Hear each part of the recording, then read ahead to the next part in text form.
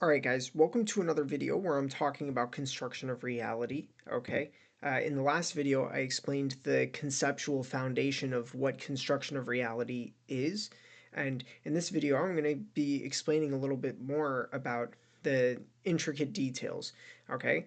Um, One of the pieces that I left out intentionally so I can make this video is how we actually generate categories, okay? Because I was talking about categories a lot. Categories are incredibly important for understanding how our minds work, right? So we're going to go into that in this video, and I have other videos that I'm going to make uh, going into more detail about uh, what construction of reality is, essentially.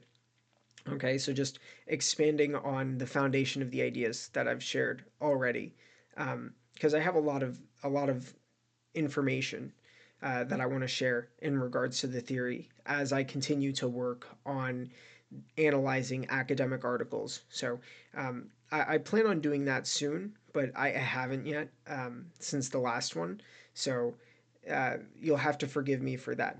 Okay, but I do intend on analyzing more academic articles and writing another paper on it. Okay.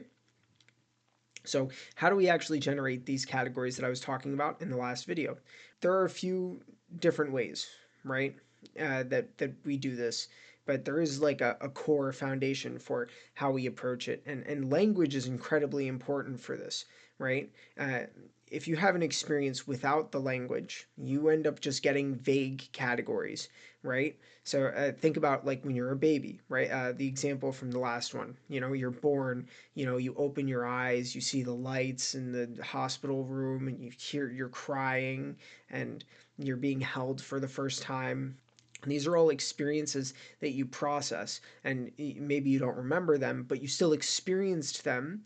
That was still your first experience outside of the womb, and so you do have vague categories for them. But in general, birth is a traumatic experience, so of course you're not going to remember it, and also because your brain is so incredibly malleable at that time. That's not even that's totally beside the point. I'm not even going to go into that right now. Anyway, so you experience without language is just a vague category, right? If you can't put words to it, it's just kind of vague. You don't really know how to describe it. You don't know what it is, right? And experience with language is where you get specification, right? So if you see an animal with four legs, you think animal with four legs, right? And then all animals with four legs will fit into that category, which is again a common perceptual error, the same one that I brought up in the last video as well. Because of language, you learn to specify and work through them, right? Which is also connected to the idea that language is just a representation of concepts. I think I have notes about that in here. We might get into that. I wrote these notes a couple days ago before I recorded this video.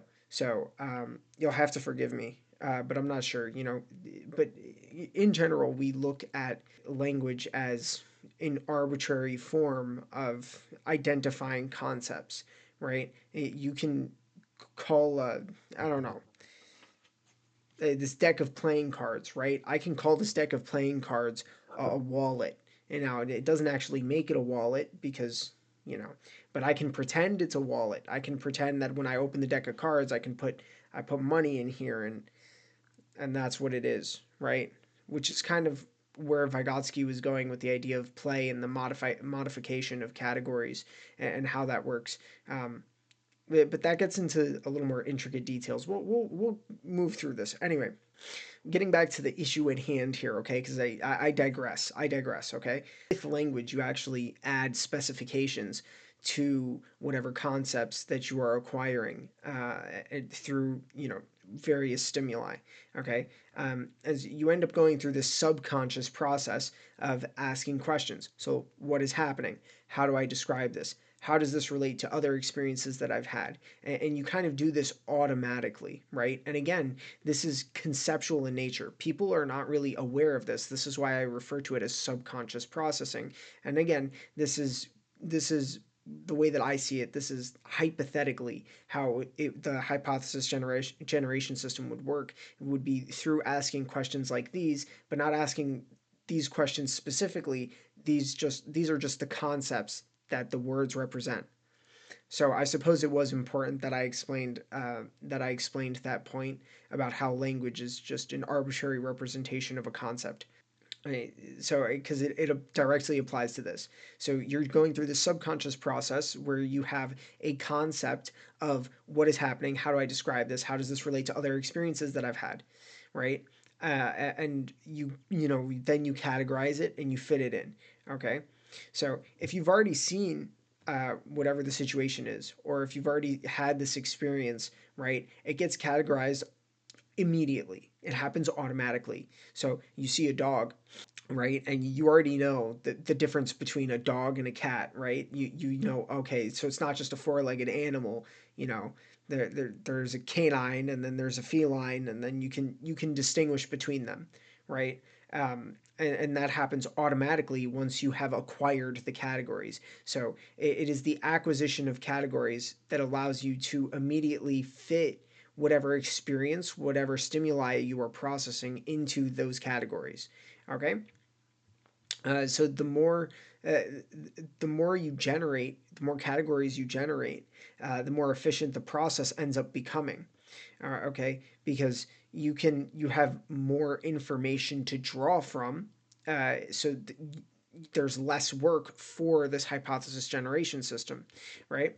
So language makes the categorization easier and simultaneously more complex because it is infinitely expanding in that regard, and you can acquire more and more abstract concepts, which makes categorization easy because you can say that something fits within a category or it does not fit within a category. But it also, again, because of the more abstract nature that language applies, uh, it becomes more complex at the same time, right? And Vygotsky mentions this as well in Mind and Society, that language allows past reflection and future planning, right? So you don't just exist in the present moment anymore. You can actually review your past, recontextualize your past, and plan for the future. So you have three different categories and an infinite amount of thoughts that you can have about any of those categories of the past, present, and future. Okay? So, yeah, that's what I said right here. Look at that. I didn't even look at it and I was talking about it. That's funny. I mean, that. Anyway, that's neither here nor there, right? So, adding predictive functions expand beyond your lived experiences. So, you can predict what's going to happen if you were to jump in a vat of acid, for example. And we all know that you wouldn't get superpowers, unfortunately. It kind of sucks, I know, right? But it kind of sucks, right? But this is the only reason that we can predict these things is because we have language, right? If you were to see a vat of acid and you were to see it like bubbling, and you had no language, you would think, maybe I should stay away from that, right? But you'd just be thinking that as a concept. You wouldn't be able to plan in your head, okay, I know that people burn alive from this, and I'm not sure if that's true because I've never actually seen it, but I'm not going to take the risk of jumping into this vat of acid and melting away all of my skin. Forgive me for the graphic images. I don't know where that's. I have no idea why that's where my brain is going right now, but I feel it elucidates the point uh, sufficiently. Okay, anyway. So yeah, we think in concepts, which we translate to language and imagery, right? So it's just the concept, right? So if you think about the concept of freedom, something more abstract, the way that we define freedom is going to be unique to the individual, although we do have a definition that we all agree upon as a collective, right? But when it comes down to the nuances of what freedom actually means and what it looks like, that is unique to the individual, right? So when we think of freedom, we don't necessarily like automatically apply language to it, or we don't necessarily apply an image to it immediately, right? It is through thinking about it and translating it that you can say, okay, freedom to me means being able to do whatever I want, and I may picture a bird, right, flying through the air, as to associate with the concept of freedom. And this gives us a deeper understanding of it. And um, it also, in a way, kind of disconnects us from the concept because it applies our own cognitive distortions to the concept, right? Uh, but I suppose that's kind of a different conversation. I feel like I say that a lot. I say that too much. Okay. Anyway, so language would be a logical function. Language is a logical function. It's a way to, it's an attempt to objectively categorize things. And you can communicate more, you can creative concepts, but the language serves as a, an objective method of categorization, which of course gets filtered through your cognitive distortions, so it's not going to be completely objective, but that is essentially it is a logical function, right? And your emotions would be the creative function, right? So think about art being an outlet for your emotions, right?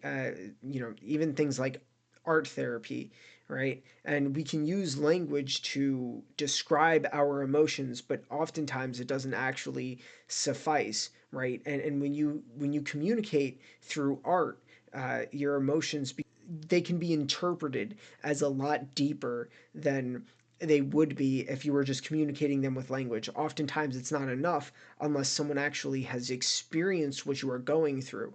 Unless, and this is why it's so important, it's like people say this a lot, you don't understand what I've been through, right? This is why, you can describe the experience, but that doesn't necessarily facilitate understanding of what that experience actually was, because there are a lot of emotions, a lot of feelings, a lot of experiences that can't necessarily be explained logically. Another example of this would be like when people take psychedelics.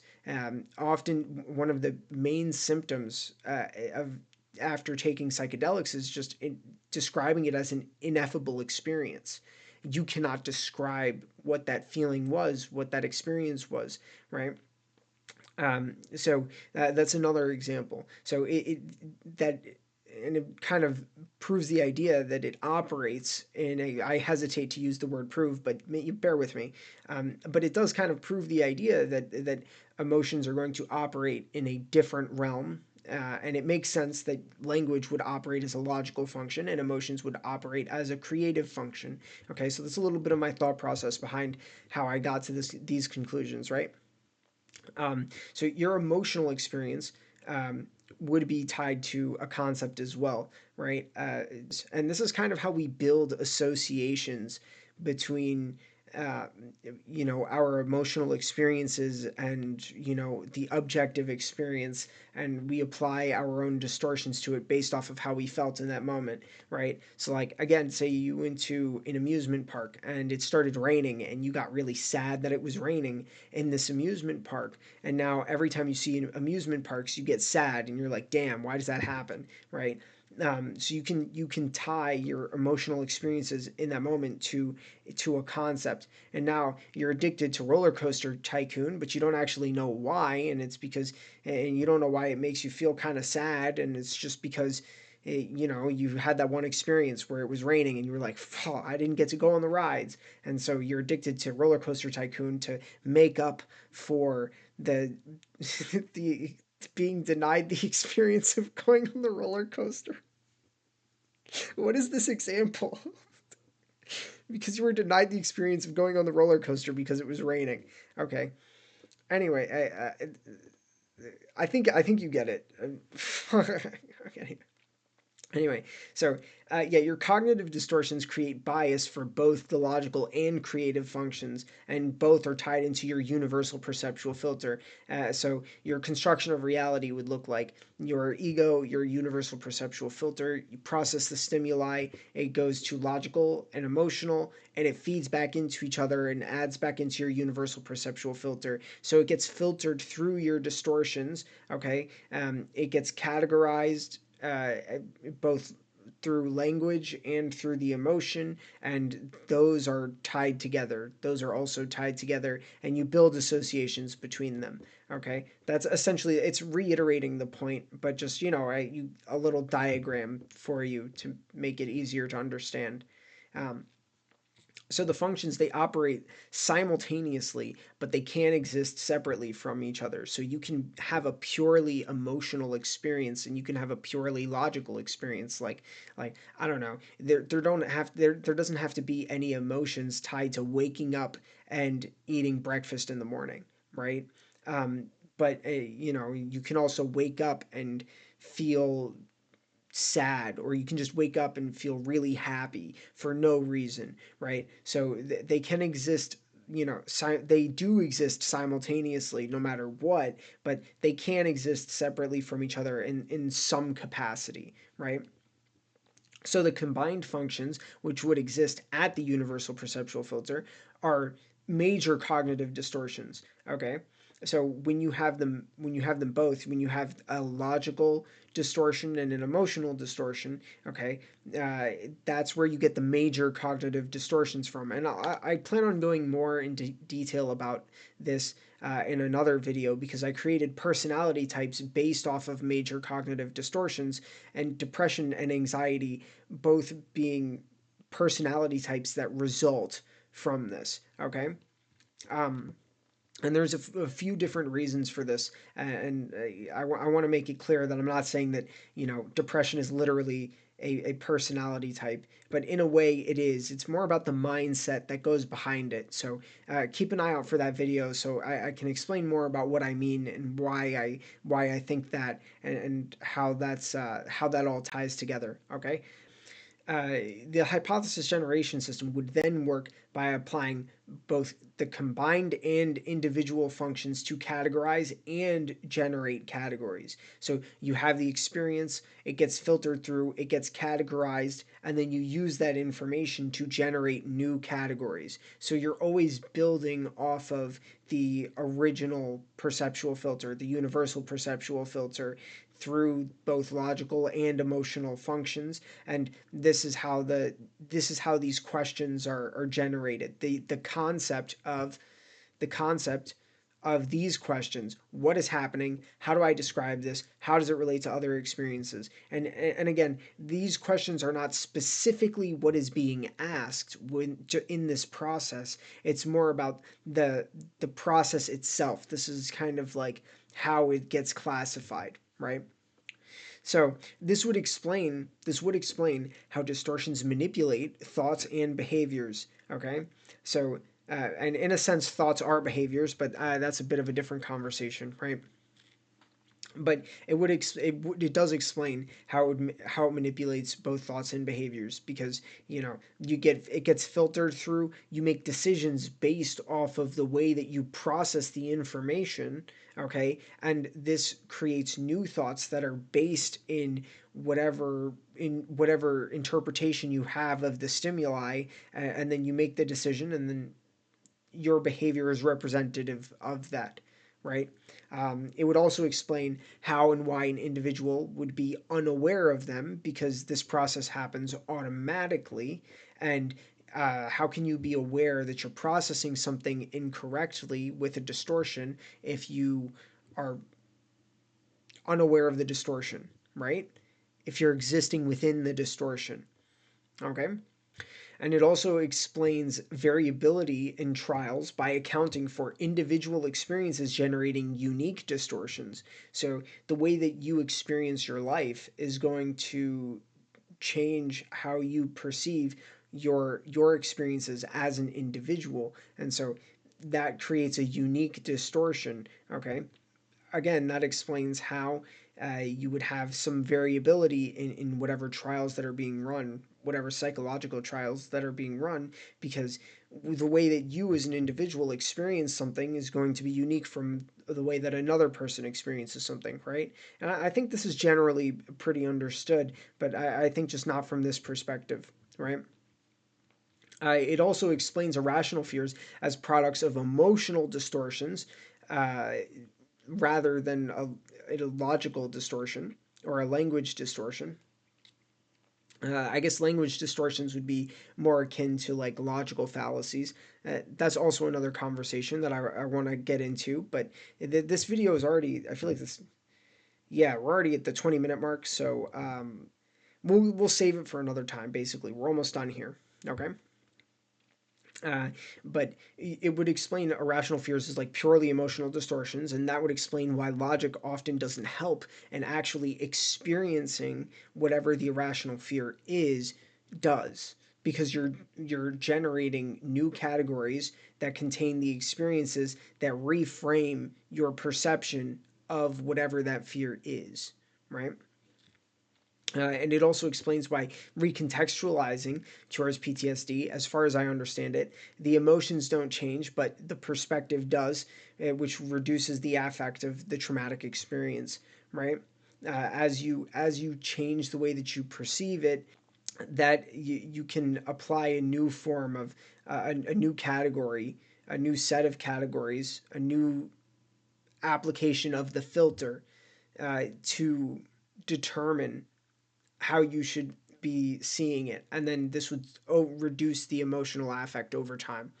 The hypothesis generation system is something that I actually refer to as judgment of reality. Okay, so this is how we judge and determine our realities. Okay, and again, I guess I didn't really explain this too much in detail, but these questions that are being asked, the subconscious process of the hypothesis generation system is related to the way that we process these categories. So it's related to our distortions directly, right? So the hypothesis generation system will exist unique to the individual. It's going to be unique to the individual because it's going to be this process, but as it relates to that individual's cognitive distortions. Okay. And not just their major cognitive distortions, but the smaller ones as well. Right. So, and it is through this process that you actually judge the reality that you exist in. Right? You take in the experience, you make a determination about it, categorize it, feeds back into your universal perceptual filter. So the experience, logical and creative analyzation, and then categorization, and then feeds back into the universal perceptual filter. Right? And that's kind of how it would work. So a reflection of emotion and analyzation of logic is kind of what reframes perception. Okay, and another way to look at that is just reflecting on your mindset allows you to understand the distortions. You can then use that understanding to generate a new universal perceptual filter and a new construction of reality, right? You can integrate the old one into your new perception, right? So, reflecting on what you feel, why you feel it, and analyzing your logic behind it is mostly how you do that. So, this generates new categories and integrates previous experiences. I didn't even read that, and I said that, and then I read it, and I'm like, wow, I wrote it. I could have just. Anyway, but this is why looking within is so important, right? And intentionally modifying your judgment of reality is certainly possible. So when you understand how your own how you as an individual judge reality, how, when you understand your own hypothesis generation system, you can start to modify it from there. Okay. Anyway, you'll have to forgive some of my stuttering today, and because I'm not going to edit it all out, and but I will edit some of it out. It's kind of late. I mean, it's 1:23 in the morning as I'm recording this, and I'm gonna go to sleep now. But I wanted to get this done today, so here I am doing this, I guess. And yeah, that's about it. Yeah, again, forgive me for my stuttering today. Normally, it's not this bad. Yeah, and I this is a pretty complex topic, so I'm gonna cut myself some slack, so you have to cut me slack too. Anyway, yeah, thanks for watching. If you made it to the end, I really appreciate you, and I love you. So, yeah, thanks for watching, and I'll see you in the next video that I make. I'm not sure what it's going to be yet. It's going to be one of these topics. These videos aren't hard to make because I've already written out the foundation for this entire theory. I know it in my head, so it's not really difficult to make these types of videos. So I'm not really sure what the next topic of construction of reality I want to go into, because there's quite a few different things that I want to explain and that I want to work on. So I always do this. I always say thanks for watching, and then I add on more to the outro, and then I say it again. Every time. Anyway, I'm going to link the course down below as well, because again, this is my course teaches you how to do exactly this, but from a more simple perspective. It's not from the same perspective as this. This is like I like to call these like the sprawlings of a madman that I did to create this theory. Okay, so these are just my thoughts behind it, and that I intend on going and doing more research about. And again, the course teaches you how to look within through the perspective of this work. Okay. So if that's something that interests you, and if you find yourself fascinated with this, then please go check out the course, um, and get it. And I imagine you will be shocked at the results. So, anyway, that's it. For real this time, that's it. Thank you for watching, and I hope to see you around. Not literally. Okay, bye.